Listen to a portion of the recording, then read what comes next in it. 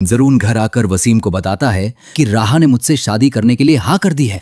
ये सुनकर वो दोनों बहुत ज्यादा खुश हो जाते हैं, लेकिन उन्हें क्या पता था कि ये राहा के बदला लेने का एक बहुत बड़ा प्लान है। दूसरी तरफ राहा फौरन जरून और वसीम के खिलाफ सारे सबूत इकट्ठे करना शुरू कर देती है, जिसके बाद वो बैरिस्टर रफीक से मिलती है और अदील की प्रॉपर्टी के नए पेपर्स बनवा लेती है। अगले दिन जरून राहा के पास आता है और कहता है, राहा अब हमें शादी कर लेनी चाहिए। जिसके बाद राहा फौरन कहती है, ठीक है, हम आज ही निकाह कर लेते हैं। ये सुनकर राहा उसी वक्त अरमान को कॉल करके बता देती है कि जरून मेरे प्लान में फंस चुका है। तभी जरून वसीम के साथ फौरन राहा के घर पहुंचता है। राहा ने मौलवी साहब से कहकर निकाह के पेपर्स की जगह अदील की प्रॉपर्टी के पेपर्स रखे होते हैं और जरून खुशी खुशी में बिना पढ़े उन पर फौरन साइन कर देता है। साइन करते ही राहा उससे शादी करने से इनकार कर देती है और कहती है, जरून तुम्हारा खेल खत्म। तभी उसी वक्त अदील और अरमान पुलिस को लेकर वहां पर पहुंच जाते हैं। ये देखकर जरून फौरन अपनी पिस्तौल निकालता है और राहा पर तान देता है। वो कहता है, अगर मुझे किसी ने रोकने की कोशिश की तो मैं इसकी जान ले लूंगा। जिसके बाद सब पीछे हट जाते हैं, लेकिन तभी उसी वक्त मारिया वहां पर पहुंच जाती है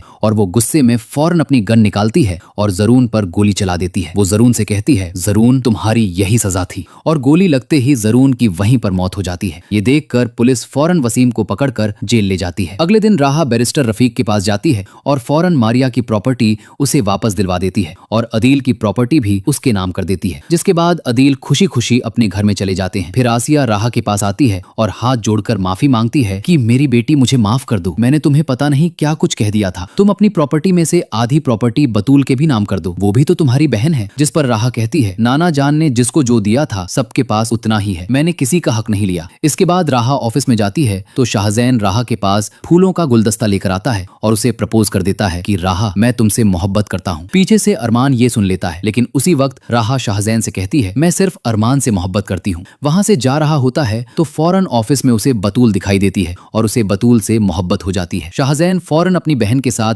अदील के घर बतूल का रिश्ता लेकर पहुंचता है तो आसिया इस रिश्ते से बहुत खुश हो जाती है। अगले दिन अरमान अपनी अम्मी जैनब के साथ राहा का रिश्ता लेने कबीर के घर पहुंचता है तो कबीर फौरन हाँ कर देते हैं। अदील कहते हैं कि राहा और बतूल की एक ही दिन शादी होगी। फौरन मौलवी साहब को बुलाया जाता है। सबसे पहले मौलवी साहब शाहजैन और बतूल का निकाह पढ़ाते हैं। दोनों खुशी खुशी कबूल है कह देते हैं। जिसके बाद उसी वक्त अरमान और राहा का भी निकाह हो जाता है। निकाह के बाद अरमान राहा को अपनी गाड़ी में बिठाकर अपने घर ले आता है। घर पहुंचते ही अरमान राहा को मुंह दिखाई में डायमंड की रिंग गिफ्ट करता है। ये देखने के बाद राहा बहुत ज्यादा खुश हो जाती है और वो सारी रात मोहब्बत भरी बातें करते हैं। दूसरी तरफ बतूल और शाहजैन भी अपनी नई जिंदगी में बहुत ज्यादा खुश होते हैं। तो दोस्तों, अगर आप लोग इस ड्रामा की ऐसी हैप्पी एंडिंग देखना चाहते हो तो कमेंट में लाजमी लिखिएगा हैप्पी एंडिंग और हमारे चैनल को लाइक और सब्सक्राइब जरूर करें। याद रहे, ये हमारी प्रेडिक्शन थी जो कि एंटरटेनमेंट और एजुकेशन पर्पस के लिए बनाई गई है।